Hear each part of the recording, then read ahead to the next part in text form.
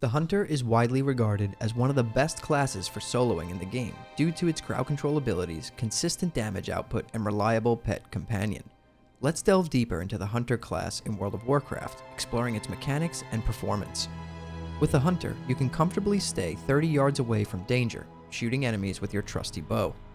It's no wonder that many recommend the Hunter as an ideal class for new players in World of Warcraft, as its smooth and safe gameplay makes it easy to pick up and play. However, while the Hunter is considered beginner-friendly, it's important to note that it also has one of the highest skill caps in the game. Mastering the intricacies of pet control and dealing with unique mechanics set it apart from other classes. This complexity can sometimes lead to overconfidence in dangerous situations, so let's dive into the mechanics of the Hunter class in Hardcore WoW to better understand its nuances. Starting fresh in Hardcore mode, having a Hunter near the top of your class list is highly recommended. The combination of capable pet tanking and long-range auto attacks make the Hunter an exceptionally safe choice for leveling at a slower pace. However, certain mechanics need to be considered. In Vanilla WoW, there is a minimum distance requirement for ranged and melee attacks.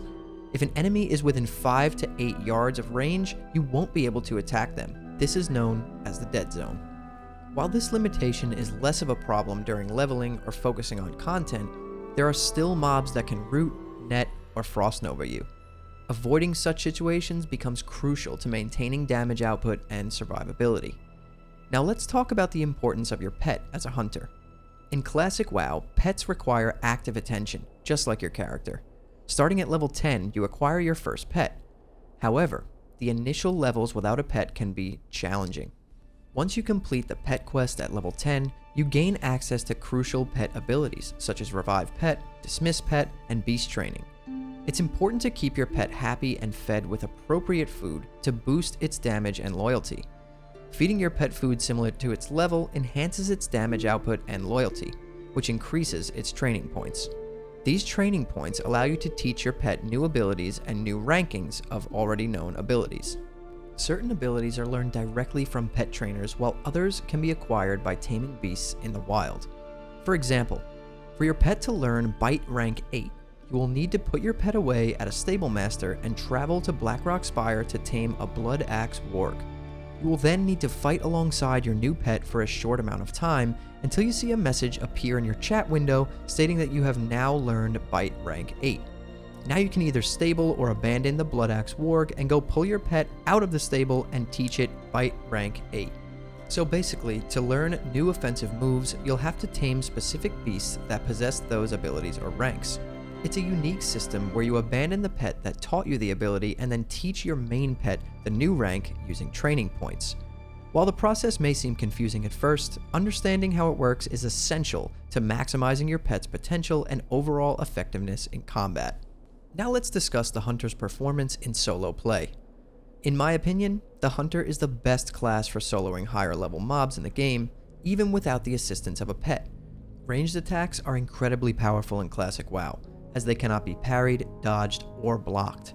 This gives Hunters a significant advantage over melee classes or spellcasters when facing higher level mobs. With the addition of abilities like Wing Clip and Concussive Shot, which allow you to kite enemies effectively, the Hunter becomes nearly untouchable as long as you can maintain distance and keep attacking. This makes the Hunter invaluable for taking down elites, named mobs, and rare creatures. As a Hunter, you have a wide range of tools and abilities at your disposal that make solo play a breeze. Let's take a closer look at some of these abilities. Pet tanking. Your pet serves as a reliable tank, allowing you to focus on dealing damage from a safe distance.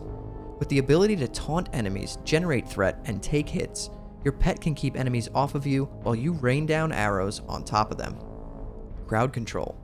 Hunters have access to various crowd control abilities, such as Freezing Trap, Wyvern Sting, and Scattered Shot. These skills allow you to temporarily immobilize or incapacitate enemies, giving you time to reposition, heal, or eliminate other threats. Kiting. Kiting is essentially the art of attacking your enemy and consistently doing damage while keeping the enemy at a safe distance so they cannot deal damage to you. The Hunter's ability to kite enemies is a significant advantage when soloing. By using abilities like Wing Clip, Concussive Shot, and Frost Trap, you can slow down and keep enemies at bay while continuously doing damage. Additionally, hunters have aspect of the cheetah, which increases their movement speed, making it that much easier to kite. Feign Death. Feign Death is a unique ability that allows you to drop all threat and fake your own death. This can be extremely useful in solo play when you find yourself just overwhelmed by multiple enemies or need to reset a fight. It can give you a moment to catch your breath, bandage, or plan your next move. Tracking abilities. Hunters have access to tracking abilities that help you locate specific types of creatures, resources, or even enemy players. This can be invaluable when completing quests, hunting rare mobs, or avoiding potential threats. Tracking abilities include track beasts, track humanoids, track undead, and plenty more. Versatility. Hunters are a versatile class, with access to both melee and ranged attacks. While ranged attacks are the primary source of damage, you can also switch to melee weapons when necessary, providing flexibility in combat. This versatility allows you to adapt to different situations and engage enemies in the most effective way possible. Additionally, hunters have access to a unique class questline that rewards them with powerful class-specific items, such as the Rockdalar longbow of the Ancient Keepers. These items enhance your abilities and make you even more formidable in solo encounters. It's worth noting that while hunters excel in solo play, they also bring significant utility to group settings. As a hunter, you can provide valuable buffs to your party or raid members, such as Aspect of the Pack for increased movement speed, or Aspect of the Wild for increased resistance to nature damage. Additionally, hunters have True Shot Aura, which increases the ranged attack power of all your party or raid members. So how do hunters compare when stacked up against other classes in Classic WoW Hardcore? For leveling speed, I gave them a 5 out of 5. Yes, those early levels 1 through 10 are a little painful, but once you unlock your pet after doing the pet quest, leveling becomes an absolute breeze. You can easily solo 2 to 3 mobs at a time with very little downtime, and if all else fails, you sacrifice your pet and run away to safety. You'll find yourself very rarely struggling to even solo elite mobs that other players are going to have to skip. So with the combination of a pet tanking all your enemies and ranged attacks that are extremely powerful, the leveling speed of a hunter is pretty much top tier when it comes to Classic WoW. When it comes to new player friendliness, I also gave the hunter a 5 out of 5. Once hitting level 10 and unlocking that pet, it makes leveling an absolute breeze and would be really easy for a new player to pick up. Even if they want to do it super simple and send their pet in to attack their target and sit there auto-attacking, they should have absolutely no problem soloing almost all mobs in their path. And once a new player grasps the concept of hunter and learns how to kite and actually deal damage really effectively, it will get even easier. So, you guessed it, when it comes to solo play, I also gave the hunter a 5 out of 5. Hunter is easily the best class in the game for soloing hard mobs. You can solo most quests that other classes will have to skip.